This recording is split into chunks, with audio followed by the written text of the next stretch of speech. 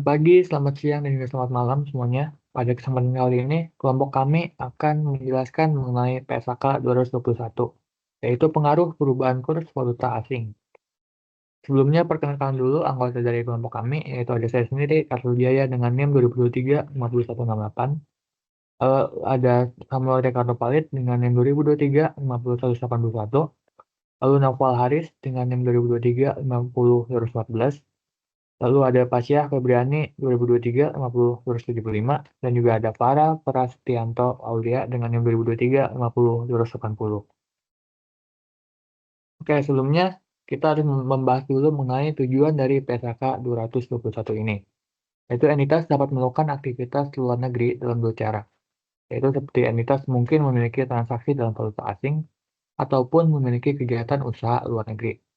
Sebagai tambahan, entitas dapat menyajikan laporan keuangannya dalam valuta asing. Tujuannya adalah menjelaskan bagaimana memasukkan transaksi dalam valuta asing dan kegiatan usaha luar negeri ke dalam laporan keuangan entitas dan bagaimana menjabarkan laporan keuangan ke dalam mata uang penyajian. Lalu permasalahan utama adalah kurs mata yang digunakan dan bagaimana melaporkan pengaruh dari perubahan kurs dalam pelaporan keuangan. Nah, ruang lingkup dari PSAK 221 ini adalah ada A. Akuntansi transaksi dan saldo dalam valuta asing, kecuali transaksi dan saldo derivatif, yang termasuk dalam ruang lingkup PSAK 9. Lalu B. Penjabaran hasil dan posisi keuangan dari kegiatan usaha luar negeri, yang termasuk dalam laporan keuangan entitas, dengan cara konsolidasi atau metode ekuitas. Dan juga C. Penjabaran hasil dan posisi keuangan suatu entitas ke dalam mata uang penyajian. Nah, hal-hal yang diatur dalam PSAK 9 ini tidak termasuk dalam ruang lingkup PSAK 221. Lalu juga pernyataan ini juga diterapkan ketika entitas menjabarkan jumlah yang terkait dengan derivatif dari mata uang fungsionalnya ke dalam mata uang penyajiannya. Lalu akuntansi lindung nilai atas valuta asing, termasuk lindung nilai atas investasi neto dalam kegiatan usaha luar negeri, tidak diatur dalam pernyataan ini. Pernyataan ini juga memberikan pedoman untuk menyajikan laporan keuangan dalam valuta asing, agar laporan dianggap sesuai dengan SAK. Lalu penyajian atas laporan arus kas, baik dari transaksi valuta asing maupun dari kegiatan usaha luar negeri, tidak diatur dalam pernyataan ini, melainkan diatur dalam PSAK 207. Nah, di sini ada istilah-istilah yang akan digunakan di dalam PSAK 221 ini. Yang pertama ada investasi neto dalam kegiatan usaha luar negeri. Adalah jumlah kepentingan entitas pelapor dalam aset neto dari kegiatan usaha luar negeri tersebut. Lalu yang kedua, kegiatan usaha luar negeri, yaitu entitas yang merupakan entitas anak, entitas asosiasi, pengaturan bersama, ataupun cabang dari entitas pelapor yang aktivitasnya dilakukan di suatu negara atau mata uang selain negara atau mata uang entitas pelapor. Lalu, kelompok usaha, yaitu suatu entitas induk dan seluruh entitas anak-anaknya.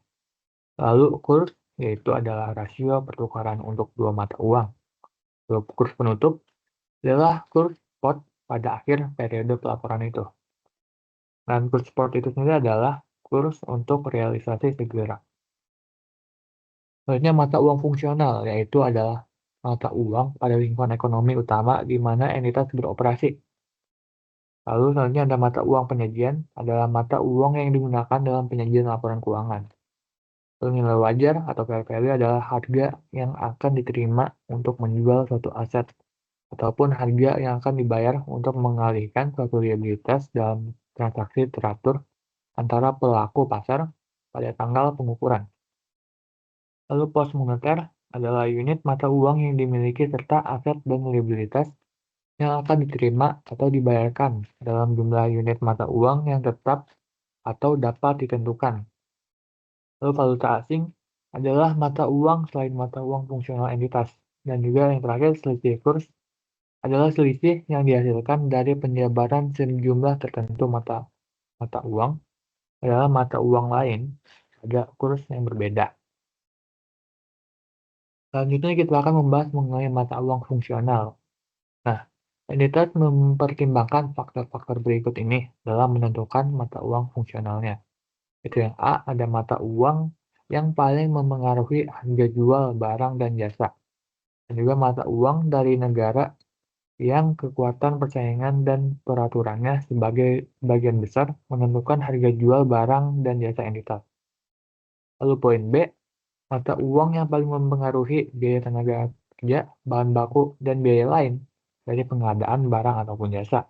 Seperti mata uang ini seringkali menjadi mata uang yang mana biaya tersebut didenominasikan dan diselesaikan.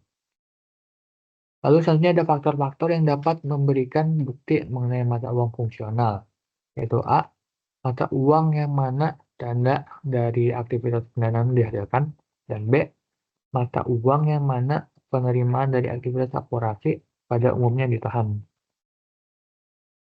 Lalu faktor-faktor yang dipertimbangkan dalam menentukan mata uang fungsional dari kegiatan usaha luar negeri, serta apakah mata uang fungsional ini sama dengan mata uang entitas pelapor. Ini ada 4 poin. Yang pertama A, apakah aktivitas kegiatan usaha luar negeri dilaksanakan sebagai perpanjangan dari entitas pelapor, bukan dilaksanakan dengan tingkat otonom signifikan. Lalu B, apakah transaksi dengan entitas pelapor memiliki proporsi yang tinggi atau rendah dari kegiatan usaha luar negeri? C, apakah arus kas dari kegiatan usaha luar negeri secara langsung memengaruhi arus kas entitas pelapor dan siap tersedia untuk entitas pelapor? Dan poin D, apakah arus kas dari kegiatan usaha luar negeri cukup untuk membayar kewajiban utangnya sendiri atau apakah tergantung pada dukungan entitas pelapor? Nah, jika indikator itu bercampur dan mata uang fungsional ini tidak jelas, maka dapat digunakan pertimbangan manajemen berdasarkan pengaruh ekonomi paling dominan dan juga utamakan indikator dari paragraf 9, lalu gunakan paragraf 10 dan juga 11 sebagai pendukung, yaitu faktor-faktor yang tadi sudah saya sebutkan. Nah, mata uang fungsional entitas mencerminkan transaksi, peristiwa, dan kondisi mendasar yang relevan. Setelah ditentukan, mata uang fungsional tidak berubah, kecuali ada perubahan signifikan pada transaksi, peristiwa, atau kondisi yang mendasar. Nah, jika mata uang fungsional berasal dari ekonomi hiperinflasi, maka laporan keuangan harus disesuaikan dengan PSAK 229. Selanjutnya akan dijelaskan oleh rekan saya.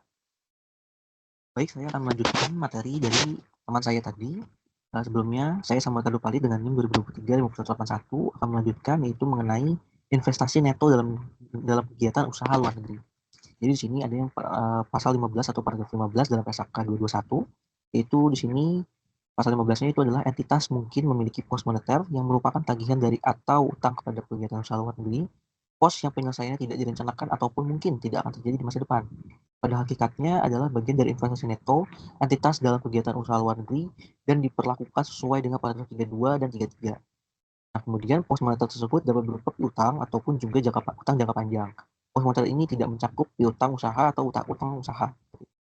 Nah, mungkin bisa dijelaskan bahwasanya entitas atau perusahaan ini itu dia bisa saja punya utang gitu, punya piutang ataupun utang. Nah, ada kegiatan usahanya di luar negeri gitu, untuk miliknya sendiri gitu. Seperti anak perusahaan di negara lain. Nah, ada beberapa kondisi, yaitu jika tidak ada rencana untuk melunasi piutang ataupun utang dalam waktu dekat dan juga mungkin memang tidak akan dilunasi sama sekali gitu, atau dibiarkan tetap ada.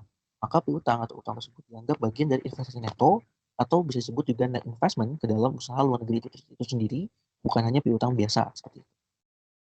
Kemudian untuk selanjutnya itu ada 15A di sini, yaitu adalah entitas yang memiliki pos moneter yang merupakan tagihan dari atau utang kepada kegiatan usaha luar negeri. Seperti dideskripsikan di paragraf 15, dapat merupakan entitas anak manapun dari suatu kelompok usaha tersebut. Sebagai contoh, entitas memiliki dua entitas anak, yaitu A dan B. B adalah kegiatan usaha luar negeri, dan A memberikan pinjaman kepada B. Piutang tagihan A atas B akan menjadi bagian dari investasi neto entitas induk dalam entitas anak B. Jika penyelesaian pinjaman tidak direncanakan ataupun penyelesaian tidak akan terjadi di masa mendatang. Ini juga berlaku apabila entitas anak A itu sendiri adalah kegiatan usaha luar negeri. Nah, ini juga bisa dapat dijelaskan, misalnya paragraf ini dia memberikan contoh situasi yang lebih kompleks gitu ya, dari daripada dia memberikan suatu contoh yang simple, tapi ini memberikan suatu yang kompleks sebetulnya. Di mana ada beberapa entitas dalam grup usaha yang tadi misalnya ada A dan B, jadi meskipun bukan induk yang langsung gitu ya, memberi pinjaman ke anak luar negeri, tetapi bisa dianggap investasi neto gitu ya, jika pada akhirnya itu adalah bagian dari hubungan induk dan anak perusahaan luar negeri itu sendiri seperti itu, dan tidak ada rencana untuk adanya penyelesaian pinjaman. Gitu. Selanjutnya di sini adalah pasal 16 ya. Nah, di sini fitur utama pos moneter adalah hak untuk memberikan, menerima, atau kewajiban untuk menyerahkan jumlah unit mata uang yang tetap atau dapat ditentukan. Sebagai contoh, mencakup pensiun dan imbalan kerja lain yang dibayar dalam kas. Provisi yang diselesaikan secara kas, liabilitas sewa, dan dividen kas yang diakui sebagai liabilitas. Serupa dengan hal tersebut, kontrak untuk menerima atau menyerahkan jumlah variabel dari instrumen ekuitas yang dimiliki oleh entitas atau jumlah variabel dari aset yang wajarnya diterima atau diserahkan setara dengan sejumlah unit mata uang yang tetap atau dapat ditentukan merupakan pos moneter seperti itu. Nah, sebaliknya nih, misalnya fitur utama pos moneter itu adalah apa? Adalah tidak adanya hak untuk menerima atau kewajiban untuk menyerahkan suatu jumlah unit mata uang yang tetap atau dapat ditentukan. Sebagai contohnya, bisa saja kita mencakup apa uang uang muka ya atau DP biasanya disebut untuk barang dan jasa. Kemudian ada intangible aset seperti goodwill gitu ya. Kemudian ada inventory, kemudian ada aset tetap, aset hak guna, dan juga provisi yang disesuaikan dengan penyerahan aset non-moneter. Seperti itu. Di sini sepertinya adalah fokusnya adalah seperti pos moneter itu apa, dan kemudian non-moneter itu seperti apa. Nah, gitu, seperti itu. Kemudian untuk pasal 17 di sini ada dalam menyiapkan laporan keuangan. Setiap entitas, baik entitas yang berdiri sendiri ataupun entitas dengan kegiatan usaha luar negeri, seperti entitas induk ataupun kegiatan usaha luar negeri, yang dimana seperti entitas anak atau cabang menentukan mata uang fungsionalnya seperti dengan paragraf 9 sampai 14 yang sebelumnya teman saya setelah sebutkan. Dan kemudian entitas menjabarkan pos valuta asing ke dalam mata uang fungsionalnya dan melaporkan pengaruh dari penjabaran tersebut sesuai dengan paragraf 20 sampai 37 dan 50 nantinya yang akan dijelaskan oleh teman saya. Nah, setiap entitas ini dia memiliki adapun tunggal, induk ataupun anak ataupun cabang ya. Urusan itu kan dia bermacam-macam gitu, nggak cuma induk aja. Nah, dia juga harus menentukan yang pertama ini harus menentukan apa mata uang fungsionalnya seperti itu. Juga yang kedua dia harus menjabarkan pos valuta asing ke dalam mata uang fungsional tersebut gitu. Jangan sampai tidak dijabarkan gitu untuk pos valuta asing tersebut, tapi harus dijabarkan bagaimana sih pos valuta asing ini dalam mata uang fungsional tersebut gitu. Nah, jadi mata uang fungsional itu apa sebenarnya sih? Mata uang fungsional itu adalah mata uang utama yang mempengaruhi pendapatan dan beban entitas seperti itu. Jadi mata uang utamanya nih yang mempengaruhi adanya revenue dan juga adanya expense itu terhadap entitas atau perusahaan itu. Seperti itu. Selanjutnya di sini ada yang pasal 18. Di sini beberapa entitas pelapor terdiri dari sejumlah entitas individual. Contohnya, kelompok usaha terdiri dari satu entitas induk dan satu atau lebih entitas anak. Berbagai jenis entitas, terlepas dari entitas tersebut, adalah anggota dari suatu kelompok usaha ataupun bukan. Mungkin memiliki investasi dalam entitas asosiasi atau pengaturan bersama. Entitas mungkin dapat juga memiliki cabang. Pernyataan ini mensyaratkan agar hasil dan posisi keuangan dari setiap entitas individual yang mencakup dalam entitas pelapor dijabarkan ke dalam mata uang yang digunakan entitas pelapor dalam menyajikan laporan keuangannya. Pernyataan ini mengizinkan mata uang atau beberapa mata uang selain mata uang fungsionalnya itu sebagai mata uang penyajian entitas pelapor. Hasil dan posisi keuangan dari setiap entitas individual ini yang tercakup dalam entitas pelapor. Jika mata uang fungsional berbeda dari mata uang penyajiannya, maka nantinya akan dijabarkan sesuai dengan paragraf 38 sampai 50. Dan nantinya akan dijelaskan oleh teman saya. Nah, di sini tuh dalam kelompok usaha, misalnya seperti induk, anak, atau anak usaha gitu ya. Jadi tiap entitas itu punya mata uang fungsional sendiri-sendiri, berbeda gitu ya, nggak satu. Tapi laporan keuangan kelompok disusun dengan mata uang penyajian tertentu. Boleh beda tuh biasanya tuh dari mata uang fungsionalnya. Berbeda dengan mata uang fungsionalnya seperti itu. Hasil dan posisi keuangan setiap entitas itu seperti anak perusahaan atau cabang perusahaan dan sebagainya itu harus dijabarkan ke mata uang penyajian grup. Contohnya misalnya anak usaha di Jepang menggunakan yen itu sebagai mata uang fungsionalnya. Induk induk perusahaannya itu di Indonesia pakai rupiah sebagai mata uang penyajiannya. Maka data anak usaha yang harus dijabarkan dari yen ke rupiah gitu. Itu untuk contohnya. Baik, selanjutnya di sini itu ada pasal 19.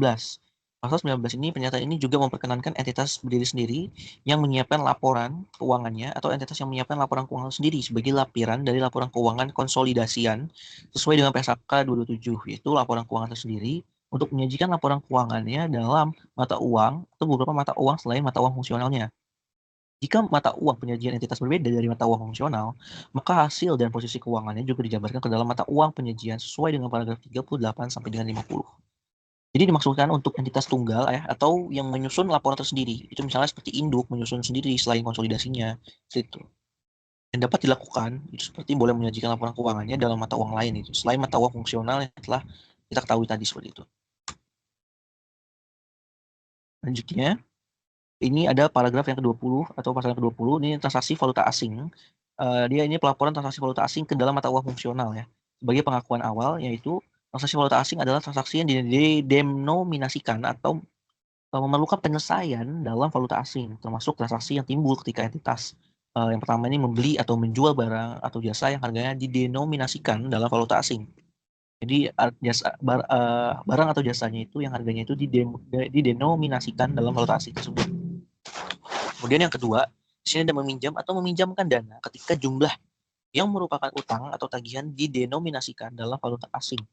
Atau bisa juga yang tiga ini, yang ke C, itu adalah memperoleh atau melepas aset atau mengadakan atau menyelesaikan liabilitas yang didenominasikan dalam valuta asing. Jadi ada tiga timbul ketika entitas itu tadi membeli, meminjam, ataupun memperoleh serta melepas aset tersebut seperti itu. Baik, selanjutnya ini ada paragraf 21 dan 22. Jadi paragraf 21 dulu ya. Jadi pada pengakuan awal, transaksi valuta asing itu dicatat dengan mata uang fungsional. Jumlah valuta asing dihitung ke dalam mata uang fungsional dengan kurs spot antara mata uang fungsional dan valuta asing pada tanggal transaksi. Jadi pengakuan awal itu dia dicatat dengan dalam mata uang fungsionalnya seperti itu. Dan juga jumlah valuta asing ini dapat dihitung dengan kurs spot ya antara mata uang fungsional dengan valuta asing seperti itu. Kemudian untuk yang 22 ini tanggal transaksi adalah tanggal pada saat pertama kali transaksi memenuhi kriteria pengakuan sesuai dengan SAK Indonesia. Untuk alasan praktis, kurs yang mendekati kurs aktual pada tanggal transaksi sering digunakan sebagai contoh. Kurs rata-rata untuk seminggu atau sebulan dapat digunakan untuk seluruh transaksi dalam valuta asing yang terjadi selama periode tersebut.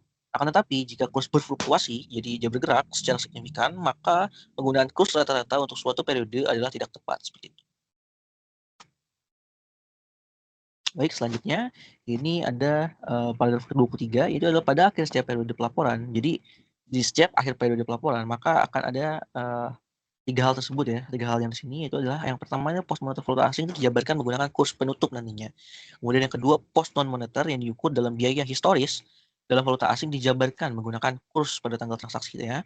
Dan juga pos moneter non moneter yang diukur pada nilai wajar dalam valuta asing dijabarkan menggunakan kurs pada tanggal ketika nilai wajar diukur. Jadi di sini ada tiga hal yang harus diperhatikan ya dalam untuk pada akhir setiap periode pelaporan gitu ya. Yang pertama tadi ada pos moneter valuta asing dijabarkan ketika menggunakan kurs penutup. Kedua dia menggunakan pos non moneter diukur dengan biaya historis yang berdasarkan dengan pada tanggal transaksi tersebut. Kemudian juga ada pos non moneter yang diukur dalam nilai wajar dengan adanya kurs yang digunakan pada tanggal ketika dia ya menghitung nilai wajar yang diukur itu seperti apa gitu, seperti bagaimana. Seperti itu. Kemudian yang ke-24, jumlah tercatat dari suatu pos ditentukan sejalan dengan pernyataan lain yang relevan. Sebagai contoh, aset tetap dapat diukur dengan nilai wajar atau biaya historis sesuai dengan PSAK 2016 aset tetap. Jumlah tercatat tersebut ditentukan baik berdasarkan biaya historis ataupun nilai wajar jika jumlahnya ditentukan dalam valuta asing. Maka jumlah tercatat tersebut dijabarkan ke dalam mata uang fungsional sesuai pernyataan ini. Seperti itu. Selanjutnya, masuk ke paragraf yang 25, ini di sini adalah jumlah tercatat beberapa pos ditentukan dengan membandingkan dua jumlah atau lebih dari pos tersebut. Sebagai contohnya, misalnya jumlah tercatat persediaan ya, jumlah inventorinya adalah nilai yang lebih rendah antara biaya perolehannya, cost-nya, dari nilai realisasi neto sesuai dengan PSAK 202. Inventory, tentang inventory maksudnya ya, PSAK 202 tentang inventory. Kemudian serupa dengan hal tersebut, sesuai dengan PSAK 236, ini adalah penurunan nilai aset, jumlah tercatat aset yang terdapat indikasi penurunan nilai ataupun adalah nilai yang lebih rendah antara jumlah tercatat sebelum mempertimbangkan kemungkinan rugi, penurunan nilai dari jumlah terpulihkannya, maka jika aset adalah aset non-moneter dan diukur dalam valuta asing, maka jumlah tercatat ditentukan dengan membandingkan ada dua hal yang perlu diperhatikan. Jika aset non-moneter ini adalah diukur gitu ya, menggunakan valuta asing. Jadi ada dua hal penting yang perlu kita perhatikan gitu ya dalam untuk membandingkannya. Yang pertama ini adalah biaya perolehan atau jumlah tercatat. Nah, itu adalah dijabarkan dengan kurs pada tanggal ketika jumlah itu ditentukan. Yaitu tadi nilai pada tanggal transaksi untuk pos yang diukur dalam biaya historis. Seperti yang tadi di pasal 24 tadi. Jadi dia menggunakan biaya historis tapi dengan menggunakan kurs gitu ya. Kurs di tanggal yang telah ditentukan tadi itu untuk pos yang dapat diukur dalam biaya historis. Kemudian yang B, di sini adalah nilai realisasi neto atau jumlah terpulihkan. Jadi dijabarkan dengan kurs pada tanggal ketika nilai itu ditentukan. Misalnya contohnya itu kurs penutup pada akhir periode pelaporan. Jadi pengaruh perbandingan ini mungkin merupakan rugi penurunan nilai yang diakui dalam mata uang fungsional, tapi tidak akan diakui dalam valuta asing gitu, ataupun sebaliknya gitu. Selanjutnya, itu paragraf 26, itu adalah ketika tersedia beberapa kurs, kurs yang digunakan adalah kurs yang mana harus kas masa depan digambarkan oleh transaksi atau saldo, dapat diselesaikan jika arus kas tersebut telah terjadi pada tanggal pengukuran. Jika kemungkinan pertukaran antara dua mata uang untuk sementara tidak cukup, maka kurs yang digunakan adalah kurs pertama. Berikutnya pada saat pertukaran dapat dilakukan.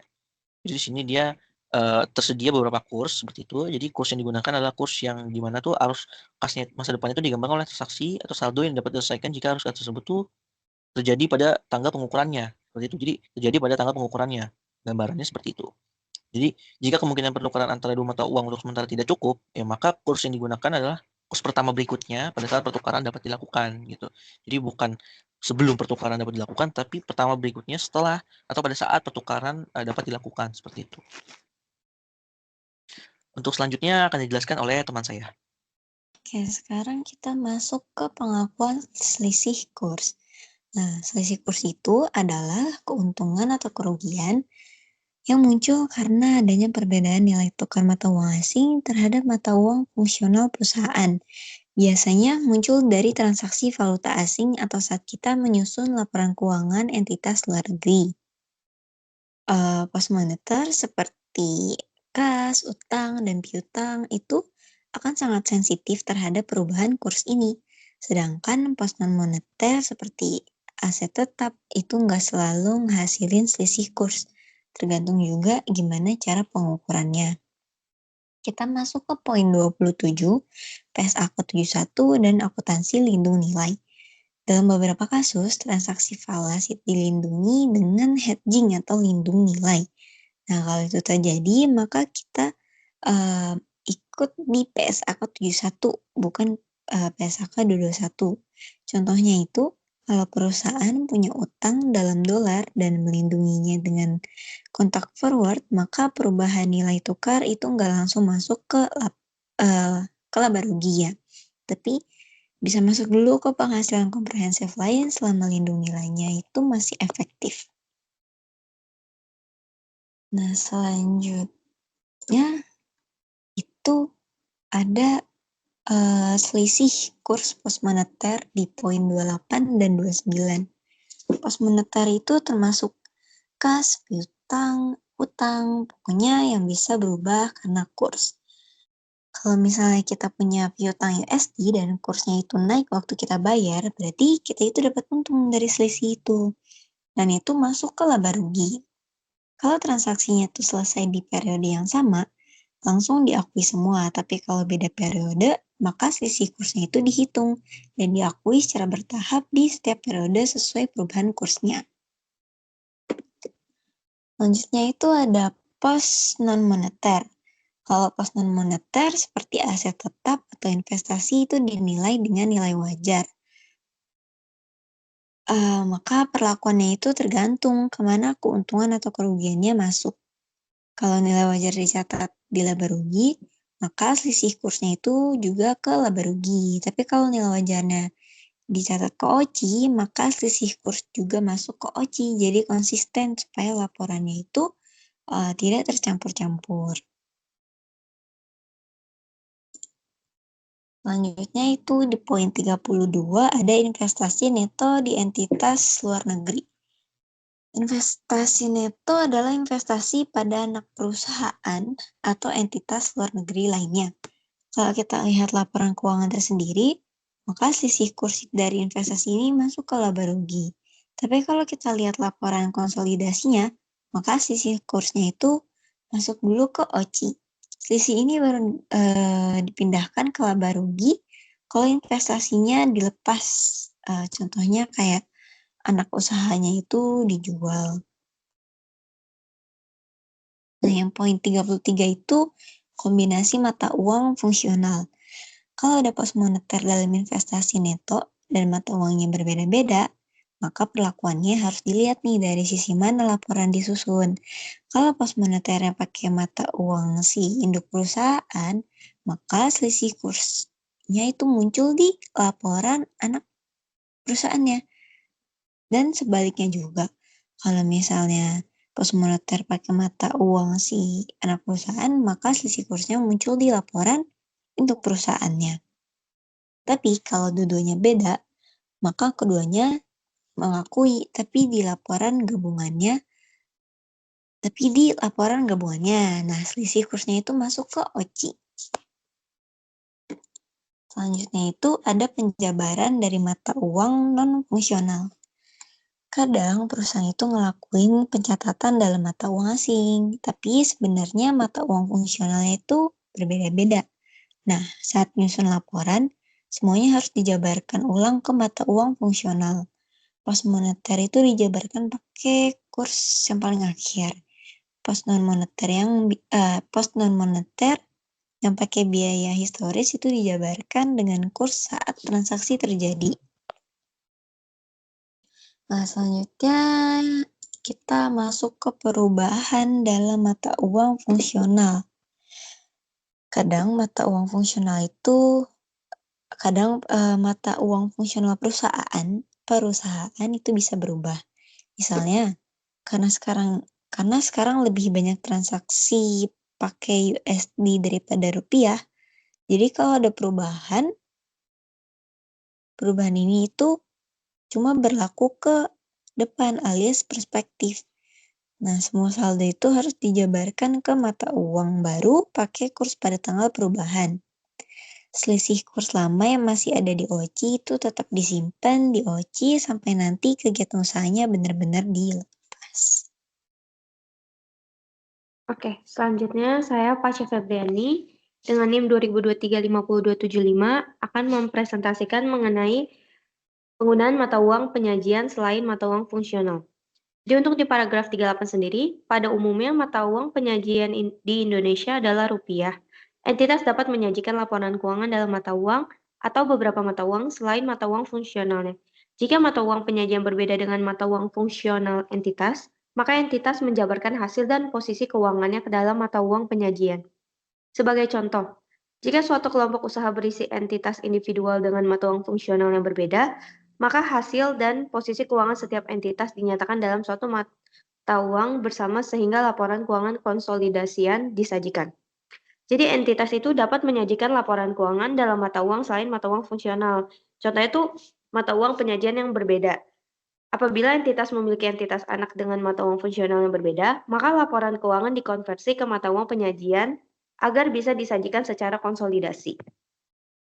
Untuk selanjutnya, paragraf 39, hasil dan posisi keuangan entitas yang mata uang fungsionalnya bukan mata uang dari suatu ekonomi hiperinflasi dijabarkan ke dalam mata uang penyajian yang berbeda dengan menggunakan prosedur sebagai berikut. A. Aset dan liabilitas untuk setiap laporan posisi keuangan yang disajikan, yaitu termasuk komparatif, dijabarkan menggunakan kurs penutup pada tanggal laporan posisi keuangan tersebut. B. Penghasilan dan beban untuk setiap laporan laba rugi dan penghasilan komprehensif lain, yaitu termasuk komparatif, dijabarkan menggunakan kurs pada tanggal transaksi. Dan C. Seluruh selisih kurs yang dihasilkan diakui dalam penghasilan komprehensif lain. Jadi, jika mata uang fungsional bukan dari ekonomi hiperinflasi, maka proses penjabaran itu dilakukan dengan 3 cara. Yang pertama itu aset dan liabilitas, yaitu dikonversi dengan kurs penutup. Dan untuk pendapat dan beban, itu dikonversi dengan kurs tanggal transaksi. Sedangkan untuk selisih kurs disajikan sebagai penghasilan komprehensif lainnya. Untuk yang paragraf 40. Untuk alasan praktis, kurs yang mendekati kurs pada tanggal transaksi sebagai contoh kurs rata-rata untuk periode itu sering digunakan untuk menjabarkan pos-pos penghasilan dan beban. Akan tetapi, jika kurs berfluktuasi secara signifikan, maka tidak dapat menggunakan kurs rata-rata untuk suatu periode. Jadi untuk efisiensi sendiri bisa digunakan kurs rata-rata selama tidak ada fluktuasi yang signifikan pada laporan keuangan.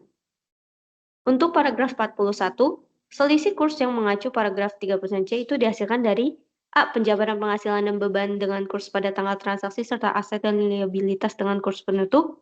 B. Penjabaran saldo awal aset neto dengan kurs penutup yang berbeda dari kurs penutup sebelumnya.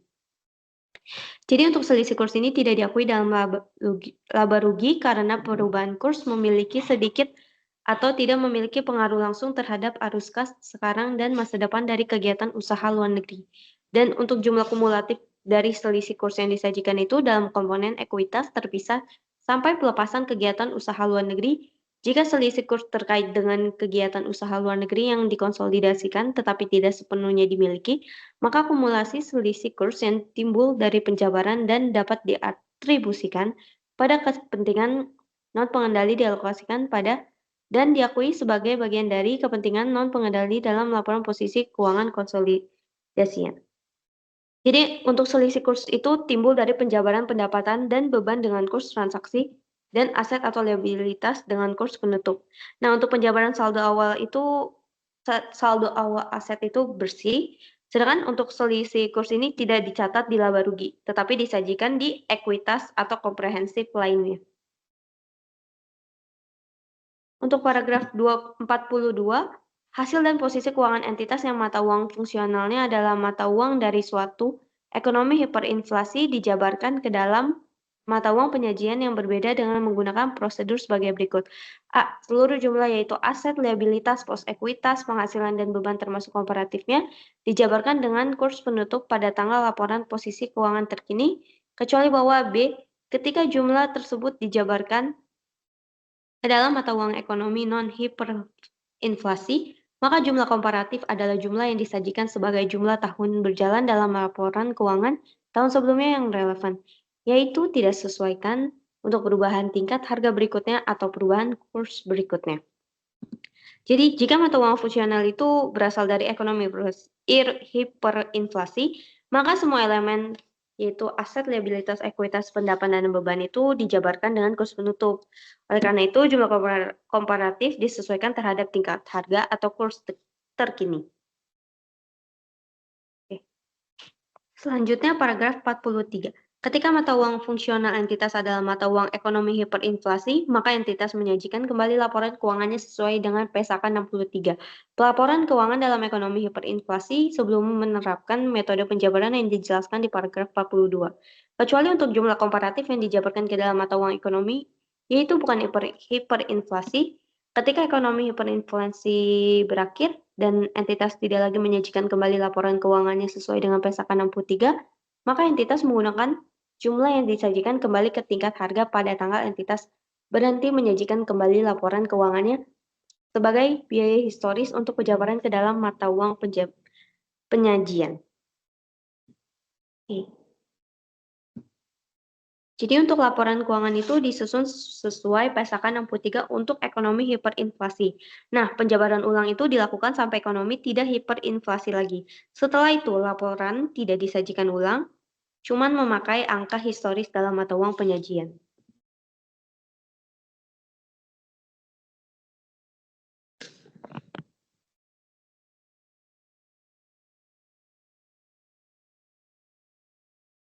Oke, selanjutnya kita masuk ke paragraf 44. Paragraf 45 sampai 47 ini sebagai tambahan paragraf dari 38 sampai 43. Nah, ini tuh diterapkan ketika hasil dan posisi keuangan kegiatan usaha luar negeri dijabarkan ke dalam mata uang penyajian sehingga kegiatan usaha luar negeri dapat digabungkan ke dalam laporan keuangan entitas pelaporan dengan cara konsolidasi atau metode ekuitas. Jadi untuk paragraf 44 sendiri itu menjelaskan ketika kegiatan usaha luar negeri dijabarkan ke dalam mata uang penyajian, itu harus disesuaikan ke laporan entitas pelapor dengan metode konsolidasi atau ekuitas. Next untuk paragraf 45, penggabungan hasil dan posisi keuangan kegiatan usaha luar negeri dengan entitas pelapor mengikuti prosedur konsolidasi normal, seperti eliminasi saldo dan transaksi intrakelompok usaha dari entitas anak. Akan tetapi, aset atau liabilitas moneter intrakelompok usaha baik jangka pendek atau jangka panjang tidak dapat dieliminasi dengan liabilitas atau aset intrakelompok usaha tanpa menunjukkan hasil fluktuasi mata uang dalam laporan keuangan konsolidasian. Hal ini karena postmoneter menggambarkan komitmen untuk mengkonversi suatu mata uang ke dalam mata uang yang lain dan mengakibatkan entitas pelapor memiliki resiko atas keuntungan atau kerugian melalui fluktuasi mata uang. Sejalan dengan hal tersebut, dalam laporan keuangan konsolidasian entitas pelapor, selisih kurs itu diakui dalam laba rugi atau jika selisih kurs tersebut timbul dari kondisi yang dideskripsikan dari paragraf 32, maka selisih kurs diakui dalam penghasilan komprehensif lain dan diakumulasikan dalam komponen ekuitas terpisah sampai pelepasan kegiatan usaha luar negeri. Jadi untuk paragraf 45, prosedur konsolidasi itu mengikuti PSAK 65. Jadi transaksi intragroup tidak dieliminasi jika menyangkut item moneter, aset atau liabilitas karena dia tuh menunjukkan risiko kurs. Selisih kurs dari laporan diklasifikasikan sebagai penghasilan komprehensif lainnya. Oke. Masuk ke paragraf 46. Jika laporan keuangan kegiatan usaha luar negeri memiliki tanggal yang berbeda dari entitas pelapor, maka kegiatan usaha luar negeri sering menyusun laporan keuangan tambahan dengan tanggal yang sama dengan laporan keuangan entitas pelapor. Ketika hal ini tidak dilakukan, yaitu di PSAK 65, laporan keuangan konsolidasian memperkenankan untuk menggunakan tanggal yang berbeda yang mana perbedaan tersebut tidak lebih dari 3 bulan dan penyesuaian dilakukan atas dampak setiap transaksi atau peristiwa signifikan lain yang terjadi antara tanggal yang berbeda tersebut. Nah, jadi dalam kasus demikian, aset dan liabilitas kegiatan usaha luar negeri dijabarkan pada kurs akhir periode pelaporan kegiatan usaha luar negeri tersebut. Penyesuaian dilakukan atas perubahan yang signifikan pada kurs sampai akhir periode pelaporan entitas pelapor sesuai dengan PSAK 65. Nah, untuk pendekatan yang sama digunakan dalam penerapan metode ekuitas untuk entitas asosiasi dan ventura bersama sesuai dengan PSAK 15, investasi pada entitas asosiasi dan ventura itu bersama. Untuk paragraf 46 sendiri, jika tanggal laporan usaha luar negeri itu berbeda dengan entitas pelapor, maka perbedaannya itu kurang dari 3 bulan diperbolehkan dengan penyesuaian. Kalau misalnya lebih dari itu, harus disesuaikan dengan PSAK 65 dan PSAK 15, yaitu asosiasi dan ventura bersama. Untuk paragraf yang terakhir, paragraf 47, setiap goodwill yang timbul dari akuisisi kegiatan usaha luar negeri dan setiap penyesuaian nilai wajar jumlah tercatat aset dan liabilitas yang timbul dari akuisisi kegiatan usaha luar negeri diperlakukan sebagai aset dan liabilitas kegiatan usaha luar negeri tersebut. Dengan demikian, aset dan liabilitas tersebut dinyatakan dalam mata uang fungsional kegiatan usaha luar negeri dan dijabarkan dengan menggunakan kurs penutup sesuai dengan paragraf 39 dan 42. Jadi untuk paragraf 47, goodwill dan aset atau liabilitas itu hasil dari akuisisi entitas luar negeri yang dianggap sebagai bagian dari aset atau liabilitas kegiatan luar negeri. Nah, ini tuh dijabarkan dengan kurs penutup sesuai paragraf 39 dan 42. Sekian presentasi dari saya, terima kasih. Baik, nama saya Novel Haris dengan NIM 2023 50214. Di sini saya akan membahas tentang pelepasan atau pelepasan sebagian kegiatan usaha luar negeri yang ada dalam PSAK 221. Dalam pasal 48, dalam pelepasan kegiatan usaha luar negeri, jumlah kumulatif selisih kurs yang terkait dengan kegiatan usaha luar negeri tersebut yang diakui dalam penghasilan komprehensif lain dan diakumulasi dalam komponen ekuitas yang terpisah, diklasifikasi dari ekuitas skala barugi dan dari pelepasan kegiatan usaha luar negeri yang diakui di PSAK 1 dalam laporan keuangan. Next. Lalu pada pasal 48A sebagai tambahan pelepasan seluruh kepentingan entitas pada kegiatan usaha luar negeri, pelepasan parsial berikut ini dicatat sebagai pelepasan A. Ketika pelepasan sebagian melibatkan hilangnya pengendalian pada entitas anak yang mencakup kegiatan usaha luar negeri, terlepas dari apakah entitas masih memiliki kepentingan non-pengendali pada entitas anak setelah pelepasan parsial, dan ketika kepentingan yang masih memiliki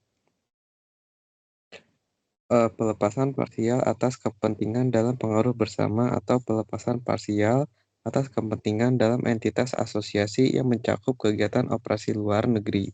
merupakan aset keuangan yang mencakup kegiatan operasi luar negeri.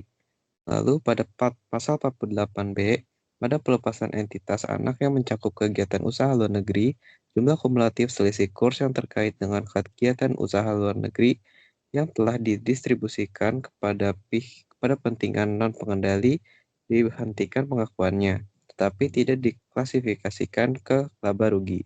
Next.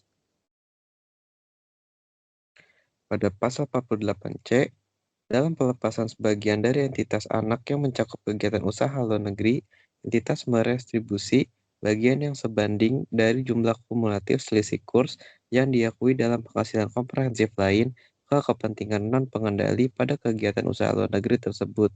Dalam setiap pelepasan yang lain atas sebagian kegiatan usaha luar negeri, entitas mereklasifikasi hanya bagian proporsional dari jumlah kumulatif selisih kurs yang diakui dalam penghasilan komprehensif lain ke laba rugi.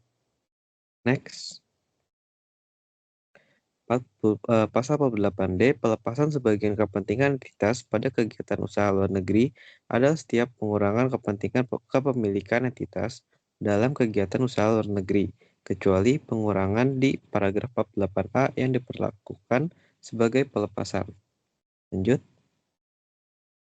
Pada pasal 49, entitas dapat melepas seluruh atau sebagian kepentingannya pada kegiatan usaha luar negeri melalui penjualan, likuidasi, dan pembayaran kembali modal saham atau meninggalkan seluruh atau sebagian dari entitas tersebut. Pengurangan jumlah tercatat kegiatan usaha luar negeri disebabkan kerugian usahanya sendiri atau penurunan nilai yang diakui oleh investor, bukan merupakan pelepasan sebagian. Sejalan dengan hal tersebut, tidak ada bagian dari keuntungan atau kerugian kurs valuta asing yang diakui dalam penghasilan komprehensif lain yang direklasifikasi ke laba rugi pada saat terjadinya pengurangan nilai. Selanjutnya kita membahas pengaruh pajak dari seluruh selisih kurs yang tadi. Di pasal 50, keuntungan atau kerugian valuta asing dan selisih kurs yang timbul dalam penjabaran hasil dan posisi keuangan entitas ke dalam mata uang yang berbeda mungkin memiliki pengaruh pajak. PSAK 46, pajak penghasilan diterapkan atas pengaruh pajak tersebut. Lanjutnya. Pada pengungkapan pasal 51 paragraf 53 sampai 55 dan 57 dalam kasus suatu kelompok usaha, acuan mata uang fungsional berlaku pada mata uang fungsional dari entitas induk. Pasal 52, entitas mengungkapkan A. Jumlah selisih kurs yang diakui dalam laba rugi kecuali untuk selisih kurs yang timbul pada instrumen keuangan yang diukur pada nilai wajar melalui laba rugi sesuai dengan PSAK 71. Dan B. Selisih kurs neto yang diakui dalam penghasilan komprehensif lain dan diakumulasikan dalam komponen ekuitas yang terpisah, serta rekonsiliasi selisih kurs tersebut pada awal dan akhir periode. Selanjutnya, pasal 53, jika mata uang penyajian berbeda dari mata uang fungsional, maka fakta tersebut dinyatakan bersama dengan pengungkapan tentang mata uang fungsional dan alasan untuk mengungkapkan mata uang penyajian yang berbeda. Pasal 54, jika terdapat perubahan dalam mata uang fungsional entitas pelapor maupun kegiatan usaha luar negeri yang signifikan, maka fakta dan alasan perubahan dalam mata uang fungsional tersebut diungkapkan. Selanjutnya, pasal 55, jika entitas menyajikan laporan keuangan dalam mata uang yang berbeda dari mata uang fungsionalnya, maka entitas mendeskripsikan bahwa laporan keuangan telah patuh pada SAK hanya jika entitas mematuhi seluruh persyaratan SAK yang berlaku, termasuk metode penjabaran sebagaimana dijelaskan di paragraf 39 dan 42. Next. Entitas di pasal 56, entitas kadang menyajikan laporan keuangan atau informasi keuangan lain dalam mata uang yang bukan mata uang fungsionalnya tanpa memenuhi persyaratan di paragraf 55 yang tadi. Contohnya, entitas mungkin mengkonversi hanya terhadap pos tertentu dari laporan keuangannya, atau entitas yang mata uang fungsionalnya bukan mata uang dari ekonomi hiperinflasi mungkin mengkonversi laporan keuangannya ke dalam mata uang lain dengan menjabarkan seluruh pos dengan kurs penutup terkini. Konversi tersebut tidak sesuai dengan SAK dan disyaratkan untuk melakukan pengungkapan yang dijelaskan dalam paragraf 57. Selanjutnya, paragraf 57, jika entitas menyajikan laporan keuangan atau informasi keuangan lain dalam mata uang yang berbeda, baik mata uang fungsional maupun mata uang penyajian dan persyaratan dari paragraf 55 tidak terpenuhi, maka entitas A. mengidentifikasi secara jelas informasi tersebut sebagai informasi tambahan untuk membedakan dengan informasi yang patuh pada SAK. B. mengungkapkan mata uang yang digunakan dalam informasi tambahan tersebut, dan C. mengungkapkan mata uang fungsional entitas dan metode penjabaran yang digunakan untuk menentukan informasi tambahan tersebut. Selanjutnya membahas tentang tanggal efektif dan ketentuan transisi. Pada poin 58, entitas menerapkan pernyataan ini untuk periode tahun buku yang dimulai pada atau setelah tanggal 1 Januari 2012. Penerapan dini diperkenalkan jika entitas menerapkan pernyataan ini untuk periode tahun buku yang dimulai sebelum tanggal 1 Januari 2012, maka fakta tersebut diungkapkan. Nah, pasal 58A itu dikosongkan. Lanjut. Di 59, entitas menerapkan paragraf 47 secara prospektif untuk seluruh akuisisi yang terjadi setelah awal periode laporan keuangan ketika pernyataan ini pertama kali diterapkan. Penerapan secara retrospektif paragraf 47 untuk akuisisi terdahulu diperkenankan untuk akuisisi kegiatan usaha luar negeri yang diperlakukan secara prospektif tetapi terjadi sebelum tanggal pernyataan ini pertama kali diterapkan. Entitas tidak menyajikan kembali tahun-tahun sebelumnya. Nah, pasal 60 yang A, seluruh perubahan lain yang dihasilkan oleh penerapan pernyataan ini diperlakukan secara retrospektif. Selanjutnya pasal 60A sampai pasal 60I itu dikosongkan. Lanjut ke pasal 60J PSAK 71, instrumen keuangan mengamandemen paragraf 3, 4, 5, 27, dan 52, serta menghapus paragraf 60C, E, dan 60I. Serta harus menerapkan amandemen tersebut ketika menerapkan PSAK 71.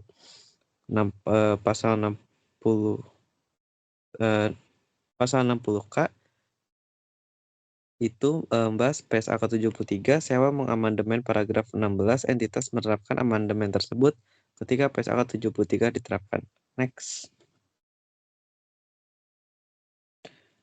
Pasal 60A, entitas yang sebelum penerapan pernyataan ini pernah melakukan kapitalisasi, selisih kurs akibat devaluasi atau depresiasi luar biasa sesuai PSAK 10, yang dimana transaksi dalam mata uang asing paragraf 20 maka pada saat penerapan pertama kali pernyataan ini tidak mengukur dan menyajikan saldo terkait secara retrospektif.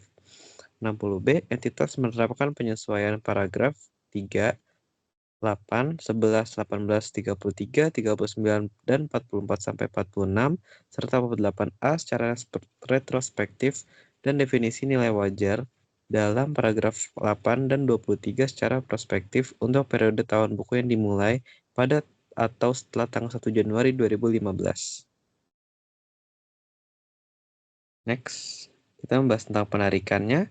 61, pernyataan ini menggantikan PSAK 10 tentang transaksi dalam mata uang asing, PSAK 11 tentang penjabaran laporan keuangan dalam mata uang asing, PSAK 52 mata uang pelaporan, ISAK 4 interpretasi atas paragraf 20 PSAK 10 tentang alternatif perlakuan yang diizinkan atas selisih kurs.